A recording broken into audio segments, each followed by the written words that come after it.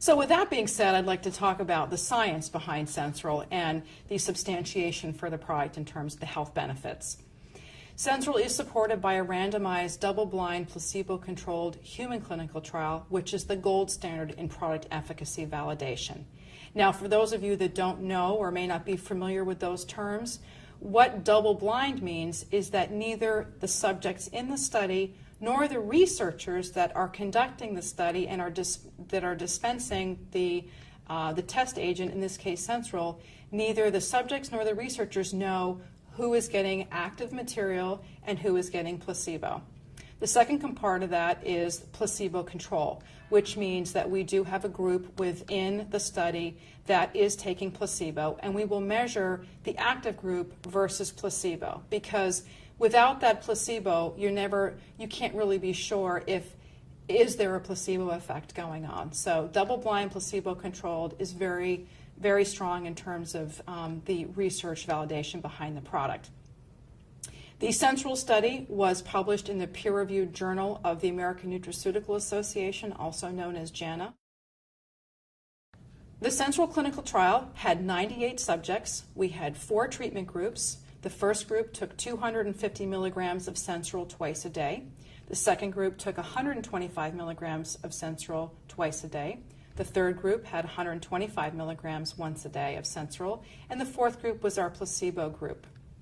Now, we looked at 2 different areas of criteria in the clinical study, the first being the objective. So we looked at cortisol, which is a stress hormone, as well as DHEA. We looked at cortisol and DHEA levels in the blood. We did a complete routine blood examination, which included things like hemoglobin. We did a complete lipid profile, which included total cholesterol, HDL, which is high-density lipoprotein, or the good cholesterol. We also looked at LDL, which is low-density lipoprotein, which is the bad cholesterol, as well as VLDL, which is also a bad cholesterol, known as very low-density lipoprotein, as well as we looked at fasting blood sugar and C-reactive protein, which is a systemic marker of inflammation in the body. And inflammation also is one of the areas where researchers are really discovering that is a foundational point for illness in the body. So being able to reduce inflammation in the body is very important, not only for health, but also for anti-aging. The second component that we looked at is the subjective assessment criteria, where we took a modified Hamilton Anxiety Scale. The Hamilton Anxiety Scale is used by medical professionals to measure a subject's level of stress. So they're asked several questions. We just shortened the questionnaire just for practical purposes for this study. But we asked the participants in the study to fill out a modified Hamilton Anxiety Questionnaire at day 0, day 30, and day 60 of the trial. We asked the participants to rank on a scale of 0 to 4 things that affect them in their daily life. 0, they had no problem, no symptoms with this particular issue, all the way up to 4, yes, this is very severe for me. And a lot of the things that we looked at were an overall measure of stress and anxiety, so we add up all of the points on the questionnaire. But we also looked at things like sleeplessness, memory concentration issues, fatigue, lack of energy, irritability, feelings of impending doom, which is a classic anxiety state, perspiration, palpitations, and dry mouth. Those are not things that we make claims for, but they all kind of account into the overall stress component. What I'd like to do is talk with you about the objective features report first, and I'm just going to share the data on 125 milligrams twice a day and 125 milligrams once a day. While it's okay for people to take 250 milligrams twice a day, it's really not necessary with Sensoril. And when you look at the data, you'll see, particularly with the subjective data, that all 3 of these dosages of Sensoril were virtually equi-effective when, compared with each other. But first, let's talk about the objective features, and we're going to talk about the 125 twice a day group. We had a 4.7% decrease in fasting blood sugar. We had a 9.5% decrease in triglycerides. We had a 9% decrease in LDL cholesterol. We had a 16.6% decrease in VLDL. we had a 36.6% decrease in C-reactive protein. We had a 24.2% reduction in serum cortisol, and we had a 32.2% increase in DHEA. While all of that information is very good and those health benefits are excellent, the two components I want to focus on is cortisol and DHEA, because it's really going to give you a very good idea of a physiological example of an adaptogen at work. Okay? So cortisol is a stress hormone that our body produces in response to stress. Cortisol does many things in the body that are beneficial, but it also does a number of things that can be very deleterious to the body. DHEA is a very positive hormone that's produced in the body that slows as we age. But DHEA is responsible for, among other things, metabolism, as well as how quickly we age. The relationship between DHEA and cortisol is a very close one. When individuals are under stress and their cortisol levels are elevated, their DHEA levels will be lowered because cortisol directly competes with DHEA in the body.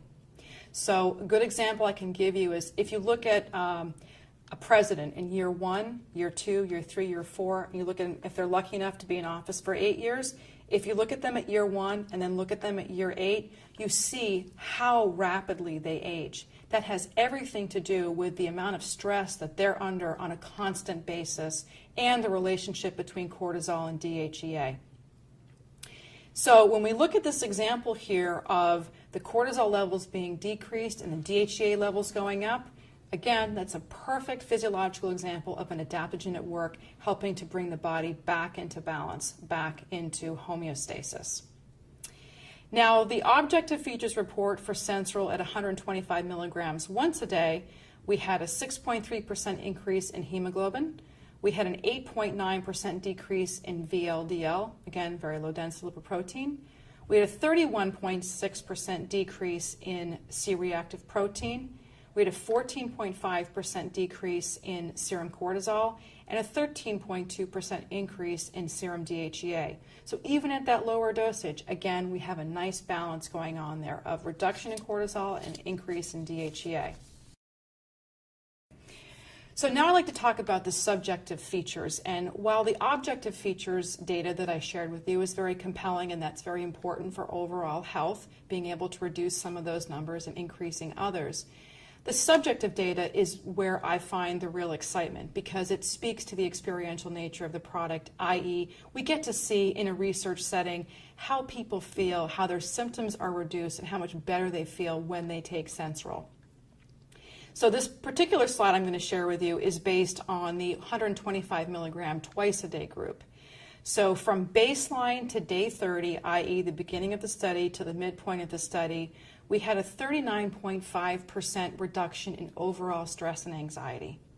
From baseline to day 60, we had a 69.9% reduction in overall stress and anxiety. So again, we added up all those points on the questionnaire, and they had very, very significant reductions in their overall stress components and anxiety. Now, all of the data that I'm sharing with you, whether it's objective or the subjective data, is statistically significant when compared with placebo. So the next slide I'd like to show you is the sleeplessness slide, and you will see here that this has all 4 of the treatment groups, including placebo.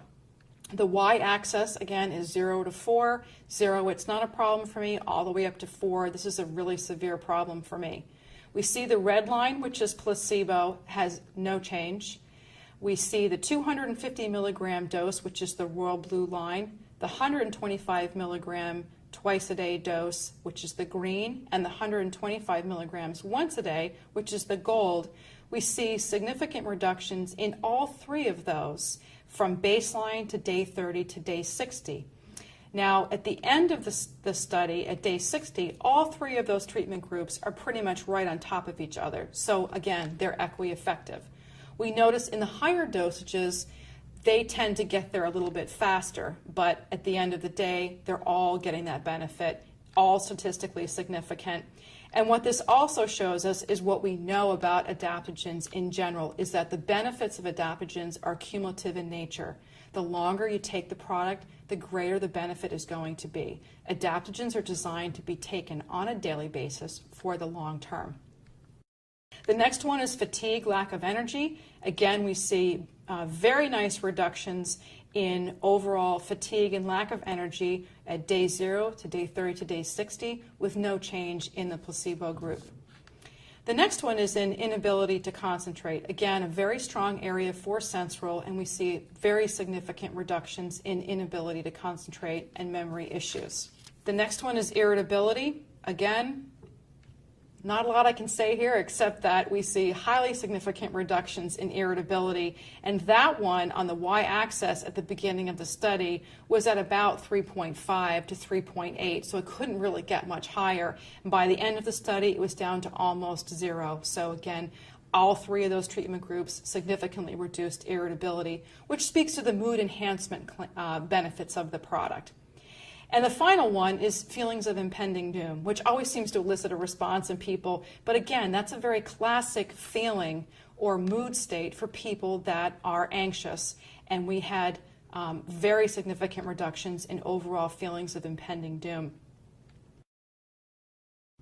Now, the final 2 slides on the science I will show you is the exact same data. It's just being shown in a different way. So, for example, in the 125 milligram twice a day group, after 60 days, we had a 67.7% reduction in sleeplessness. We had a 79.3% reduction in fatigue, lack of energy.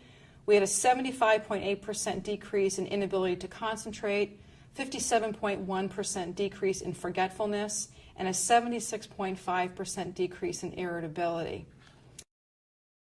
So in the 125 milligram once a day group, we had a 71% decrease in sleeplessness. We had a 53.1% decrease in fatigue, lack of energy. We had a 50% decrease in inability to concentrate, a 48.1% decrease in forgetfulness, and a 71% decrease in irritability. So again, you can see very nice reductions in these overall stress and anxiety symptoms in both the 125 twice a day and the 125 once a day group.